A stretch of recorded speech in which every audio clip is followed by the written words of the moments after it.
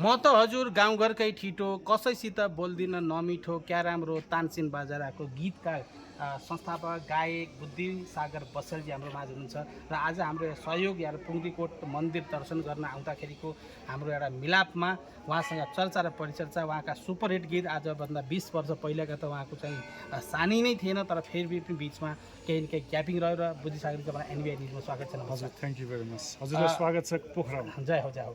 बुद्धजी वास्तवमा तपाईँको गीत पाकै एउटा मन छुनी र एउटा लोक पार्खी जो लोगों मनमा मस्तिष्कमा आज 20औं वर्ष बितिसकेपछि पनि तपाईँहरूको गीत अहिले पनि त्यो सुनौँ र कहिलेकाहीँ बिहा शादी फङ्सनमा गीत गाएको हामीले सुन्छौँ र अहिले मैले पनि ख्याल हालमा पनि तपाईँ गीत सुनेको देखिरहेको छु। हजुर त्यो अवस्था हुँदा पनि तपाईँ यो गीतबाट किन पछि पर्नुभयो? यो त पछि परेको छ, त्यो पछि नपरेकै कारणले हजुरले चाहिँ सम्झिराख्नु भएको छ। हजुर र मैले चाहिँ बच्चाको गीत थिरी थिरी बाबुदेखि लिएर होइन हजुर बुढेसकालैमा जस्तो बच्चादेखि वृद्धसम्मका सबै गीत गाइसकेँ। माया प्रीतिका गाई हाम्रो गीत पनि खेम गाएँ। आचार्यजी पछि नआउनुहोस्, तपाईँ पनि यहाँ हाम्रो स्वागत छ यहाँ। अनि अब यति धेरै गीत गाइएछ कि अब तिनै गीतलाई अब अहिले नयाँ गीत गर्ने भन्दा पनि हजुर तिनै गीतहरूलाई अलिकति पछि रेकर्ड गर्ने, फेरि रिरेकर्ड गर्ने पाइन्छ।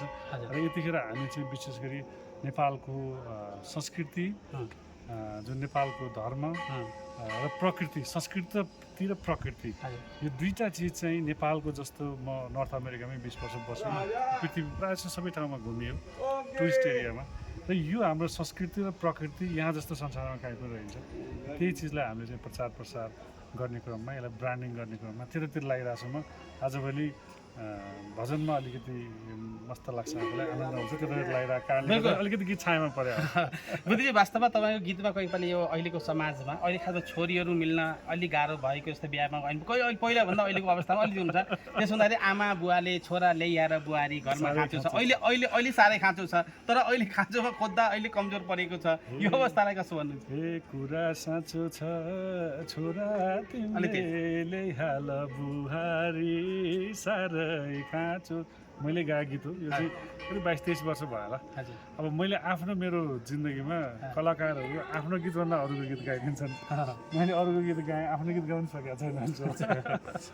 हजुर बिल्कुल। अहिले हाम्रो खासमा नेपालको परिदृश्य देख्दा, नेपालको राजनीति देख्दा, नेपालको गायक क्षेत्रमा कोही कोसिस जारी छ, नयाँ उभर्ता कलाकारहरूले पनि धेरै कोसिस गरिरहेका हुन्छन्। र तपाईँले नवयुवक गायककारलाई के सन्देश दिनुहुन्छ?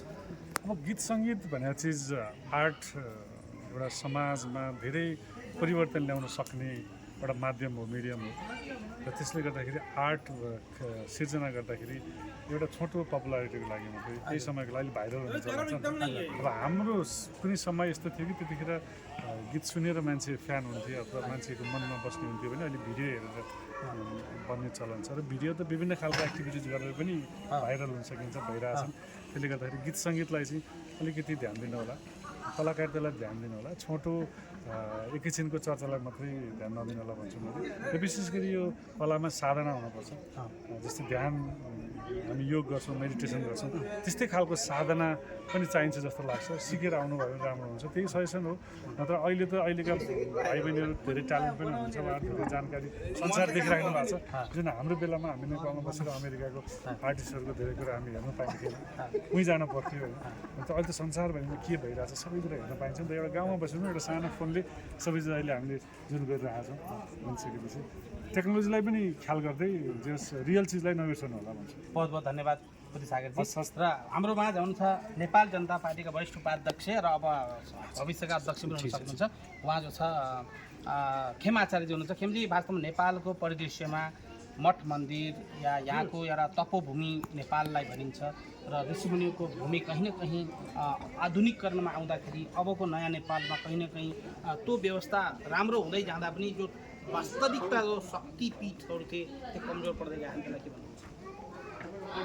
अब यस्तो छ, अब नेपाल मूलतः देवभूमि हो, यो ऋषिमुनिको भूमि हो। यहाँ नै तपाईँको चाहिँ वेदलाई लिपिबद्ध गरिने काम गरियो, यहाँ नै जो चाहिँ विभिन्न किसिमका सन्त महन्तदेखि लिएर साधकहरूको जन्म भयो। बिचमा चाहिँ यो यस्तो पुण्यभूमि तपोभूमि हुँदाहुँदै पनि यहाँ चाहिँ विविध कारणले गर्दा आर्थिक कारण, अहिलेको चाहिँ सामाजिक सांस्कृतिक अधिक्रमण, यी कारणहरूले गर्दाखेरि चाहिँ केही धुमलिए जस्तो देखिएको चाहिँ हो। तर त्यो धुमलिएर चाहिँ त्यो धमिलोले चाहिँ यो जुन संग्लोपन छ नेपालको जुन आइडेन्टिटी छ त्यो चाहिँ त्यति चाँडै निमोठिएर अथवा त्यति चाँडै चाहिँ उ भएर जाने अवस्था छैन, किनकि यो भगवान् पशुपतिनाथको देश हो। पद पदमा पाइला पाइलामा यहाँ चाहिँ ज्योतिर्लिङ्गहरू छन्। यहाँ चाहिँ पद पदमा चाहिँ यो माटो नै नेपालको त वास्तवमा माटो नै चन्दन हो।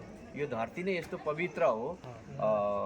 यो दुनियाँमा काहीँ पनि यस्तो खालको पवित्र भूमि छैन, दर्शन छैन, जहाँ चाहिँ विश्वका सबैभन्दा अग्ला 14वटा हिमालहरूमध्ये 8वटा हिमाल यसैमा पर्दछन्। फेरि पहाड यसैमा छ, त्यसभन्दा तल आएर फेरि समतल भूभाग यसैमा छ।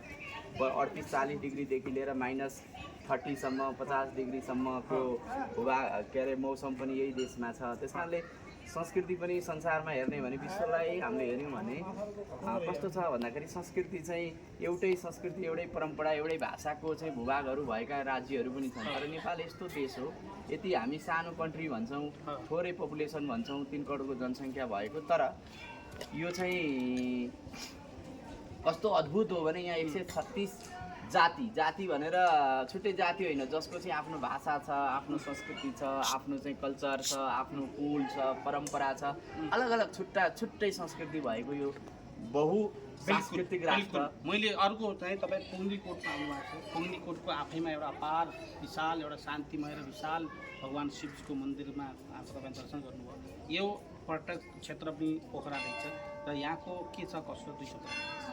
अब यो वास्तवमा मलाई पनि पहिला थाहा थिएन, यो आफैमा यो भूमि भनेको ऐतिहासिक भूमि रहेछ। हामी हिँड्दै जाँदा पनि हुन्छ, यो चाहिँ यस्तो भूमि रहेछ जुन भूमि चाहिँ तपाईँको आफैमा पनि यो पवित्र भूमि हो, जो चाहिँ एउटा गढी रहेछ होइन। अब यसलाई चाहिँ यो गढीलाई चाहिँ अहिले चाहिँ यो मन्दिरको रूपमा चाहिँ परिणत गरेर चाहिँ यो अत्यन्तै पुण्य काम जसले गर्यो, जुन दाताहरूको प्रयासले यो बन्यो, यो आफैमा ऐतिहासिक र अलौकिक हो। र यो अर्को चिज के हो त भन्दाखेरि यो यस्तो हाइटमा छ। अब पहिला विष्णु प्रसाद बरालजीको सहयोगमा यहाँ बनेको। अब यो डम्बरुको फेरि छुट्टै कहानी छ। यसको चाहिँ भनेको यो आध्यात्मिक पाटोमा हेर्ने हो भने यो चाहिँ ब्रह्माण्डको प्रतीक हो। यो ब्रह्माण्ड चाहिँ यसरी नै फैलिएको हुन्छ। यो डम्बरुको जुन आकार हो त्यसरी नै ब्रह्माण्ड फैलिएको हुन्छ। त्यस कारणले अब यो फेरि ऐतिहासिक के हो त भन्दाखेरि यो आफैमा पनि यस्तो स्थानमा छ जहाँबाट चाहिँ तल हेर्दाखेरि पोखरा चाहिँ यति रमणीय देखिन्छ, फेवाताल यति रमणीय देखिन्छ। त्यस कारणले यो आफैमा ऐतिहासिक ठाउँ हो। त्यसलाई अझ यो पुनः संरचना गरेर अझ हजारौँ लोकका मान्छे, सैकडौँ मान्छेको यहाँ चाहिँ 100 मान्छेहरूको चाहिँ उहरू छ यसमा। धेरैको सहयोग रहेछ, धेरैको नाम यहाँ यो मन्दिर बनाउनमा धेरै हजारौँको सहयोगबाट बनेको छ, एकबाट हुन्न।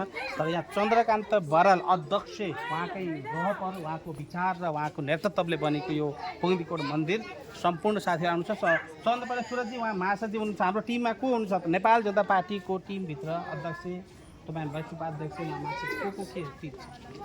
हामी यो टिममा धेरै मान्छेहरू छौँ, देशभरिका साथीहरू छौँ। हामी अहिले चाहिँ यो जुन पोखरामा चलिरहेछ जुन ऐतिहासिक कोटीहोम हो, यो कोटीहोमको लागि आज हामी आएका छौँ। सौभाग्यले हामी यहाँ दर्शन गर्न पनि आयौँ। अब हामी तुरुन्तै त्यसमा जान्छौँ। हामी सुरजी र म चाहिँ काठमाडौँबाट आएका छौँ आज, र फेरि हामी बेलुका फर्कन्छौँ। हामी चाहिँ राजनीति रूपमा चाहिँ यो यात्राले हामीलाई चाहिँ, किनकि हामी संस्कृति र यो धर्मलाई समन्वय गरेर चाहिँ राष्ट्रलाई परम वैभवमा लानुपर्छ भनेर काम गर्दैछौँ। यसले पनि हामीलाई यी अनुभवहरूले पनि हामीलाई सपोर्ट गर्छ। धेरै राम्रो खेमजी, हामीलाई एनबिआई न्युजलाई समय दिनुभयो र यहाँको खासमा धार्मिक, आध्यात्मिक र खासमा पोलिटिकल जो तपाईँहरूले यहाँ देखाउनु भयो, सुनाउनु भयो, र हाम्रो आउने समय नेपाल कसरी बन्छ, नेपालका मान्छेहरूको नेतृत्वमा देश कसरी बन्छ र नेपालको प्रगति उन्नति कसरी हुन्छ तरफ तपाईँको राजनीतिक ध्येय हो र विचार पनि हो भन्दै हाम्रो एनबिआई न्युजबाट तपाईँहरूलाई बिदा लिन्छौँ। हस्त नमस्कार, जय हो भन्दै म अहिले यहाँ देखाउन चाहेँ। खासमा अन्तिममा हाम्रो मन्दिरको पनि थोरै हाम्रो सबै साथीहरूले जो पुगिदिएको आउनु भएको छैन। उनीहरूले पनि यो देख्न सक्नुहुन्छ यही हाम्रो एनबिआई न्युजको मार्फत। यो पछिल्लोतिरको पुरै यहाँको जो छ नजारा पनि देखाएँ र हामीले यो 108 यहाँ शिवलिङ्गको घुम्नलाई चाहिँ घुम्ने रहेछ र हाम्रो जो छ यहाँ मन्दिर तपाईँहरूले देख्न सक्नुहुन्छ। यो चन्द्रकान्त बरालजी र यो बराल फर्मले यसलाई बहुत ही विचार पुर्याएर सुरुवातमै कसरी भन्ने सम्भावना कम सम्भावनाले असम्भवलाई सम्भव बनाउनु भएको देखियो।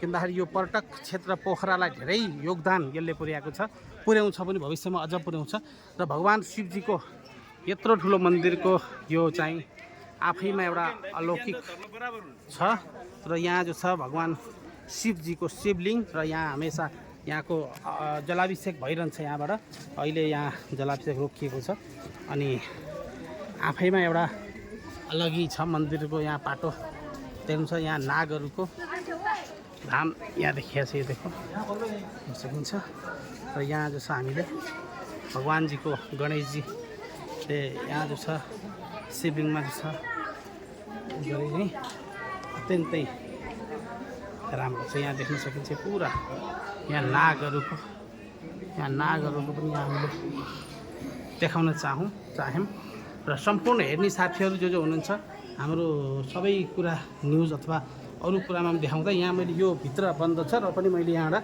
थोरै के कस्तो छ त भनेर हामीले यहाँ देखाउन चाहेँ।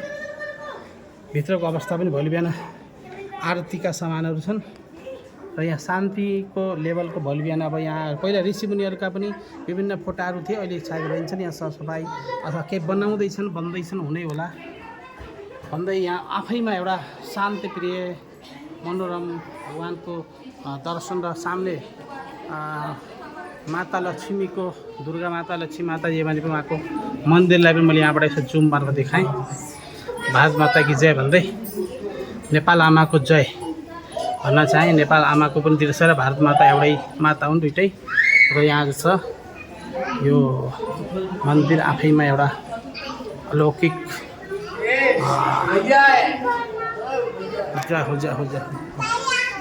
भन्ने सम्पूर्णसँग म हेमन्त अधिकारी तपाईँहरूसँग म बिदा लिन्छु।